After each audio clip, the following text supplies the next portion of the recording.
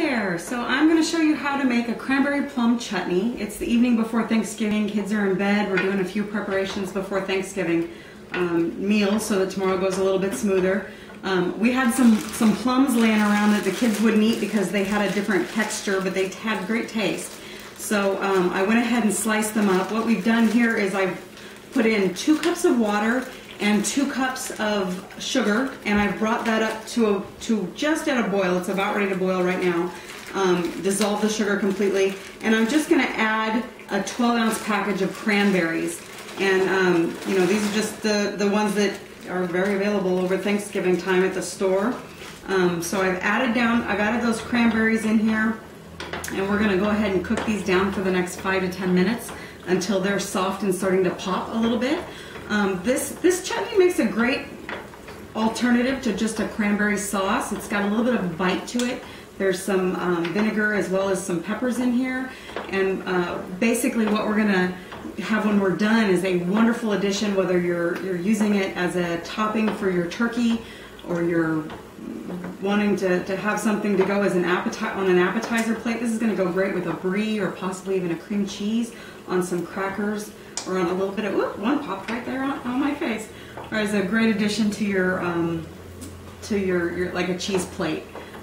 It'll be a good topping for a bagel or English muffin as the leftovers too. So we'll come back to here in about 5 minutes whenever this has started to set up, and we'll start adding the rest of our ingredients. Okay, so the cranberries have all burst open. It took it about 7 or 8 minutes probably for that to happen.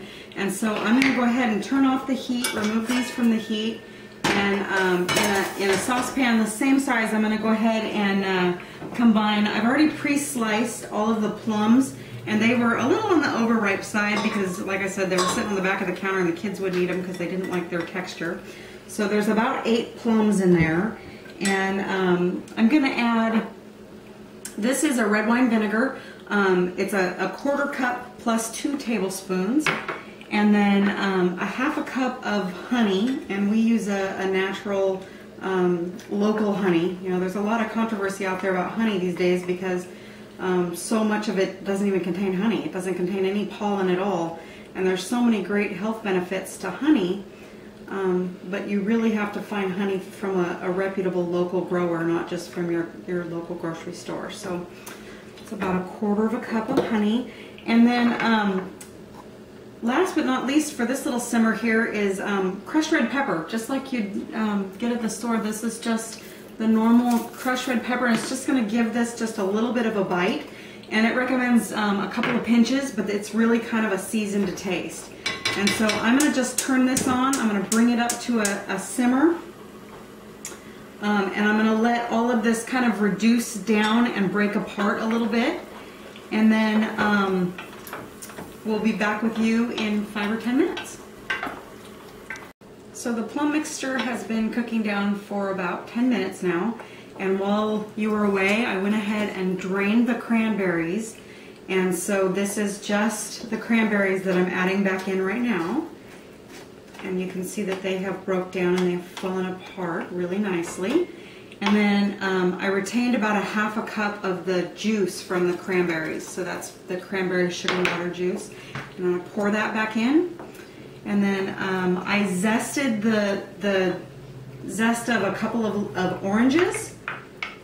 And so we're going to add that in for just that little bit of extra zing. I'm going to stir this up, and then I'm just going to add it to my blender container. So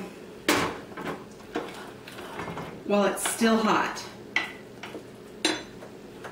and we're just going to pulse this just to get the right consistency. Just give it a little bit more like